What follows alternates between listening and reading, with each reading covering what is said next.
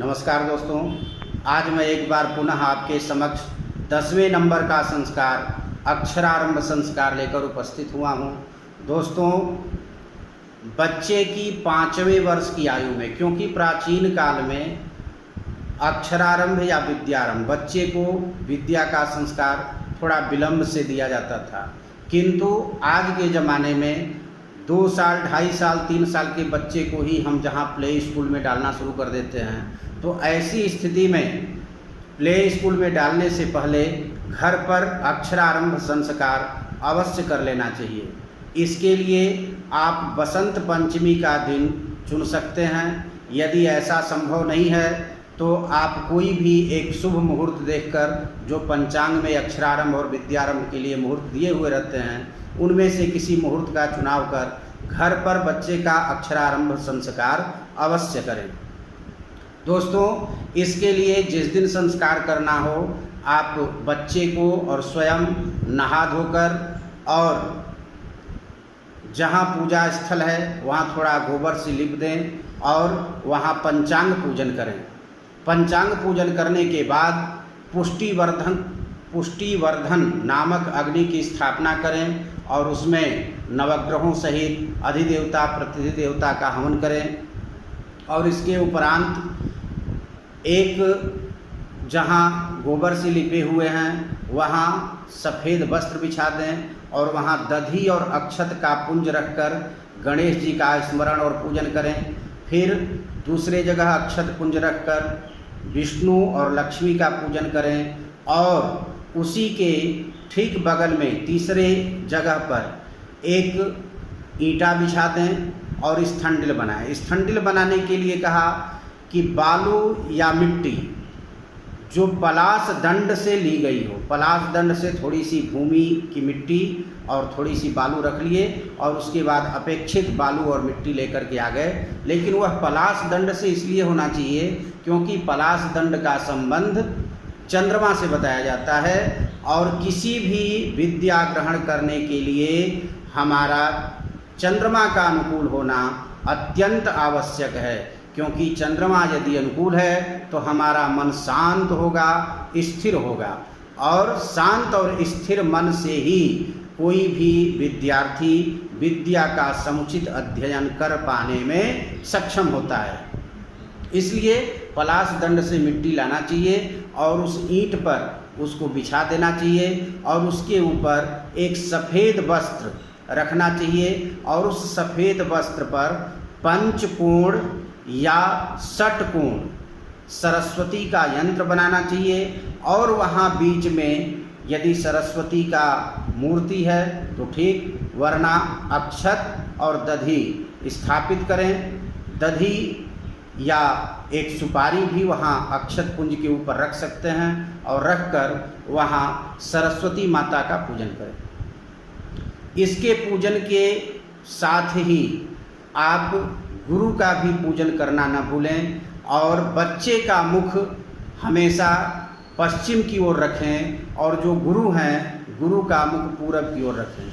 यदि गुरु का अभाव है तो वहाँ पर एक नारियल रख देना चाहिए और उस नारियल को ही गुरु मानकर उसकी पूजा कर लेनी चाहिए। आजकल हम यह मानते हैं कि अक्षरारंभ जहाँ करना है वहाँ अक्षर सिखाने के लिए सबसे पहला गुरु माता पिता को ही कहा गया है, तो यह कार्य माता पिता स्वयं कर सकते हैं। इस पर भी वहाँ नारियल रखकर और गुरु की पूजा अवश्य करनी चाहिए।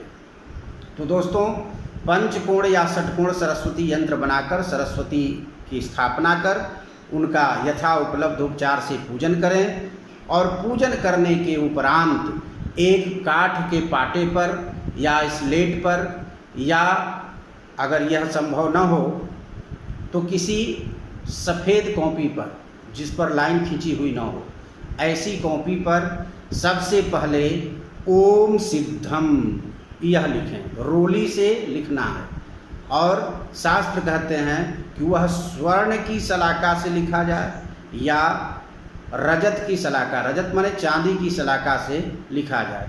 ओम सिद्धम यह लिखना है और लिखने के बाद उसका यथोचित पूजन कर लेना है। और पूजन करने के उपरांत बच्चे से उसको एक अक्षर आप लिखवा सके, ओम ही लिख दे तो ठीक है, वरना अ आ छोटी बड़ी छोटा ऊ बड़ा ऊ री बड़ी री ए ओ अंग अह, ए स्वर मात्रा और क से लेकर ज्ञ तक व्यंजन वर्ण को उस पर लिख देना चाहिए। और लिख करके, क्योंकि बच्चा तो सब लिख नहीं पाएगा, अभी अक्षरारंभ संस्कार हो रहा है, इसलिए माँ पिता ही लिख दें, बच्चे से केवल स्पर्श करा दें, एक दो अक्षर उससे हाथ पकड़ करके लिखा दें। और इसके उपरांत 3 बार उस बच्चे से उच्चारण करने के लिए बोलें, 3 बार बच्चे से उच्चारण करवाएं इन सभी व्यंजन वर्णों का। और इसके उपरांत उन जो व्यंजन वर्ण हैं उनका भी गंध अक्षत पुष्प देकर पूजन करें और प्रार्थना करें कि ये हमारे बच्चे के जीवन के लिए यह विद्या और अक्षर स्थायी हो और इसको सुख आयुष्य और विद्यावान बनाएं। सभी इसके विद्या ग्रहण में सहयोग करें, सभी देवताओं से प्रार्थना करें, गुरु से प्रार्थना करें और इस प्रकार अक्षरारंभ संस्कार पूर्ण करें। दोस्तों, अगर आप इस प्रकार से अक्षरारंभ संस्कार बच्चे का करते हैं तो निश्चय ही उसमें संस्कार आएंगे और वह तेजोवान होगा और विद्यावान होगा, इसमें रंच मात्र भी संदेह नहीं है। दोस्तों, विद्यारंभ संस्कार आजकल अक्षरारंभ के स्थान पर भी किया जाता है और कुछ जगह पर अक्षरारंभ करने के बाद 5 साल की अवस्था में विद्यारंभ संस्कार करने की प्रक्रिया है। दोस्तों, आप जानते हैं कि पहले जहां विलंब से शिक्षा प्रारंभ होती थी, ऐसी स्थिति में 5वें साल में अक्षरारंभ करते थे और उस समय कोई इंग्लिश या मैथ्स और इस तरह की कोई अलग से विद्यालय नहीं हुआ करते थे, सभी बच्चे गुरुकुल में जाते थे। इसलिए अक्षरारंभ संस्कार के बाद उस बच्चे का 6 साल में यज्ञोपवीत संस्कार हो जाता था या क्षत्रियों का 8 साल में यज्ञोपवीत संस्कार हो जाता था। तो जब भी संस्कार हो जाता था उसके बाद जो वेदारंभ संस्कार है वह विद्यारंभ संस्कार कहलाता था। वेदारंभ अर्थात उस समय के ज़माने में वेद ही पढ़ाए जाते थे और वेद के अंग पढ़ाए जाते थे, इसलिए विद्यारंभ के स्थान पर वेदारंभ कराया जाता था। वैसे ये दोनों संस्कार अलग अलग हैं।